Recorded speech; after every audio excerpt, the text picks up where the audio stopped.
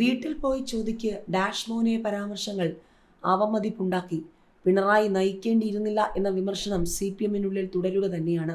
വൻ പരാജയത്തിനു ശേഷം പിണറായി വിജയൻ വീണ്ടും പ്രതിപക്ഷ നേതാവായത് ശരിയായില്ലെന്ന CPM കൊല്ലം ജില്ലാ സെക്രട്ടേറിയറ്റ് യോഗത്തിൽ വിമർശനം.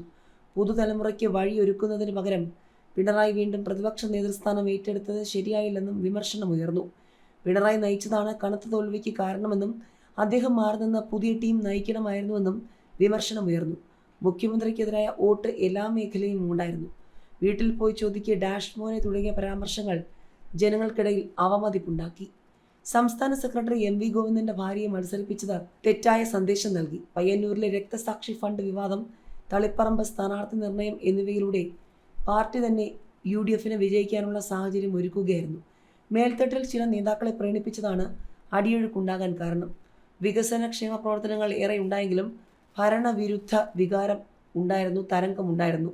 ജനവികാരം മനസ്സിലാക്കാൻ സംസ്ഥാന നേതൃത്വത്തിന് കഴിഞ്ഞില്ല. പാർട്ടി കേന്ദ്ര സംസ്ഥാന നേതൃത്വങ്ങൾക്ക് ജനമനസ്സ് മനസ്സിലാക്കാൻ കഴിയുന്നില്ല എന്ന വിമർശനവും ഉയർന്നു. പാർട്ടിക്കും മുന്നണിക്കും ഉള്ളിൽ നിന്ന് തന്നെ വലിയ നിലയിൽ വോട്ട് ചോർന്നു. ശക്തി കേന്ദ്രങ്ങളിലെ തോൽവിയും വോട്ട് ചോർച്ചയും ഇതിന് തെളിവാണ്. നേതാക്കളുടെ ധാർഷ്ട്യം ജനങ്ങളെ പാർട്ടിയിൽ നിന്നും അകറ്റി. എല്ലാ ജനവിഭാഗങ്ങളും ഇടതുമുന്നണിയെ കൈവിട്ടു. ഈ ജനവികാരം മനസ്സിലാക്കാൻ പാർട്ടിക്കും നേതാക്കൾക്കും കഴിയാതെ പോയി. ന്യൂനപക്ഷ വിഭാഗങ്ങൾ പൂർണ്ണമായും LDFനെ കൈവിട്ടു. മുഖ്യമന്ത്രി എന്ന നിലയിൽ പരാജയത്തിന്റെ ഉത്തരവാദിത്തം ഏറ്റെടുക്കാൻ പോലും തയ്യാറാകാത്ത പിണറായി വിജയനെ എന്തിന് പ്രതിപക്ഷ നേതാവാക്കിയെന്നുള്ള വിമർശനം ഉയരുകയാണ്. അദ്ദേഹം വീണ്ടും പാർട്ടി അണികളെ വെല്ലുവിളിക്കുകയാണ്. പ്രായപരിധിയിൽ ഇളവ് നൽകിയത് മുഖ്യമന്ത്രിയാകുന്നതിന് വേണ്ടി മാത്രമാണ്. അതുകൊണ്ട് അടിയന്തരമായി മറ്റാരെങ്കിലും പ്രതിപക്ഷ നേതൃപദവി ഏറ്റെടുക്കണം. ഇല്ലെങ്കിൽ കൂടുതൽ തകർച്ചയുണ്ടാകും.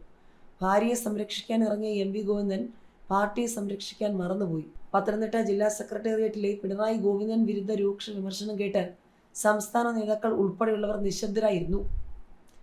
തെരഞ്ഞെടുപ്പ് പരാജയത്തിന് ശേഷം നടന്ന ജില്ലാ സെക്രട്ടേറിയറ്റിൽ മുൻ മന്ത്രി വീണ ജോർജും പങ്കെടുത്തിരുന്നു.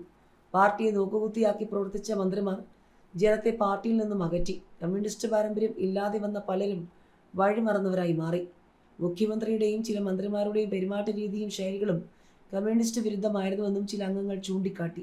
വിമർശനം വരും ദിവസങ്ങളിലും തുടരാനാണ് സാധ്യത. പിണറായി പ്രതിപക്ഷ നേതാവായത് PBയിലെ വോട്ടെടുപ്പിൽ.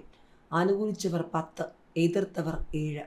മുൻ മുഖ്യമന്ത്രി പിണറായി വിജയനെ പ്രതിപക്ഷ നേതാവായി നിശ്ചയിക്കാൻ CPM പോളിറ്റ് ബ്യൂറോയിൽ വോട്ടെടുപ്പ് നടന്നു.